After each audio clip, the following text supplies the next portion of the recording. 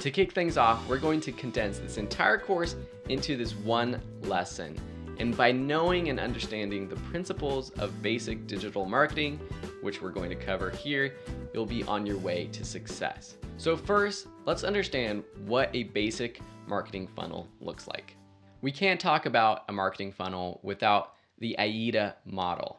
AIDA stands for awareness, interest, desire, and action. And we'll add an R to the end of that, AIDA.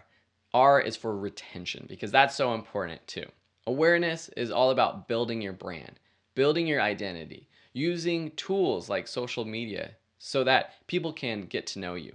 Interest means having a content strategy to get people interested in your brand or in a product or service of yours.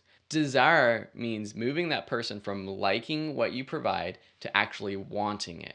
This means creating that personal and emotional connection with your audience so that you're not just another brand, they're starting to become loyal followers of yours. And then for taking action, this is different depending on the stage of your customer. Initially, this could just mean subscribing to your YouTube channel, taking the action to like your Facebook page or to join a Facebook group, subscribing to your email newsletter. And for a different person, this could mean actually purchasing your product or service. And then of course we've added R for retention because we know that it's a lot cheaper to retain a customer who's purchased a product from us than to find a new customer. The customers who have purchased already are much more likely to buy again. So how do we build that loyalty? Through email campaigns, through exclusive content on our website, through a YouTube series, just providing consistent content that people love and engage with. We can break down the ways that you get attention into two buckets: content marketing and paid marketing. This means doing things like putting out YouTube videos, writing blog articles, doing a podcast, creating content that serves your audience. You can also create content on social media. I bucket social media marketing underneath content marketing, even though it's a little different. Social media is great for sharing your content that you put on other platforms, but you can even host content on social media. For example, video on Facebook is huge now. And then there's paid marketing, and there's two ways that we're going to cover this. One is through just traditional ads, so putting up your Google ad, your Facebook ad that directs people either to some sort of product or service of yours, or to maybe a landing page, or even just to a piece of content of yours, or even to one of your social media profiles. There's also this idea of promoting posts or videos. It's not necessarily an ad, it could be, but you could put up any sort of YouTube video. It could be one of your content marketing videos, and you can boost it so that more people see it. Now you know what a marketing funnel looks like. You know the different types of marketing. Now let's dive into the steps to actually growing your audience. Step one is to create your online identity. First, this means creating a website. Your website is your home base. It's where you control your story, your messaging. It's where you can sell your products and services. It's where you can give a lot of free content away to grow loyal fans. So you need a website. In the modern world, your online identity must include social media profiles as well.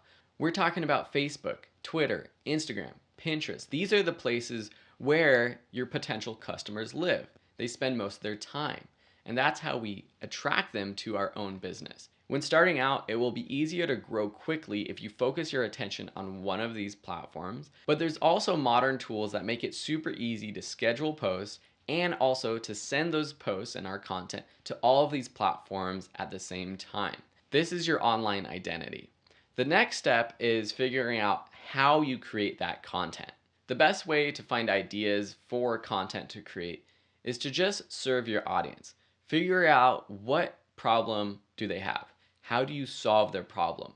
This is all about understanding your target audience, which we're going to dive deeper into in the next section of this course. Consistency is one of the most important parts of your content marketing strategy.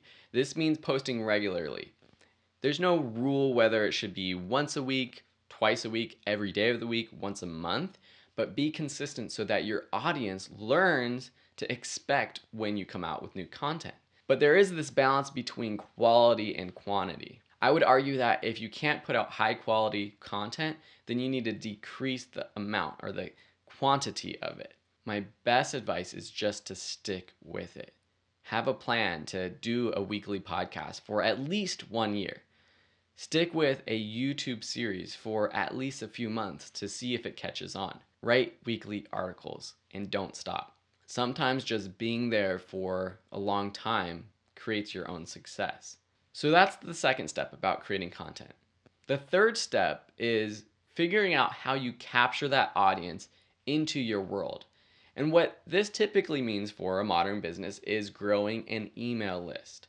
So, sending traffic from your content, from your blog articles, from your videos, from your podcast, from even your social media pages to your website, to a landing page, to anywhere that has an opt-in form where you can capture that person's information. Email marketing is still consistently the highest converting way to make a sale.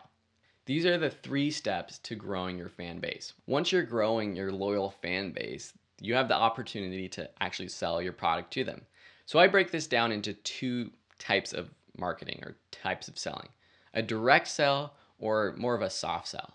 Direct marketing in the online world looks like a sales page, a sales video, a webinar or training where you're selling at the end of that video, an email that is pitching your product to them. The softer form of marketing includes having a blog article that solves a person's need, but then also provides more answers to them if they want to pay.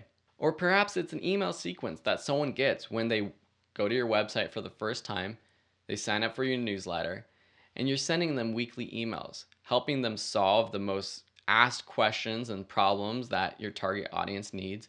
But through that and on those emails, you're giving them the option to take it to the next level. So this is all great, but where does paid marketing come in? Because in this course, we're going to learn a lot about Facebook, Google ads, and also retargeting. So first, you have the option of sending traffic directly to your product or service, putting an ad up for your product and just sending them to that web page where you're trying to sell. That sometimes can work, but a lot of times you're sending paid ads to cold traffic, people who might not even be in that awareness stage of the AIDA model. Ideally, you're sending ads to people who are in that D, that desire step of the model. And you can do this through Facebook retargeting. This literally means that you can send ads to people who have been on your sales page, for people who have clicked a specific link in an email of yours, for people who have added your product to their cart, but they never completed the checkout. Retargeting is super powerful and has a much higher conversion rate.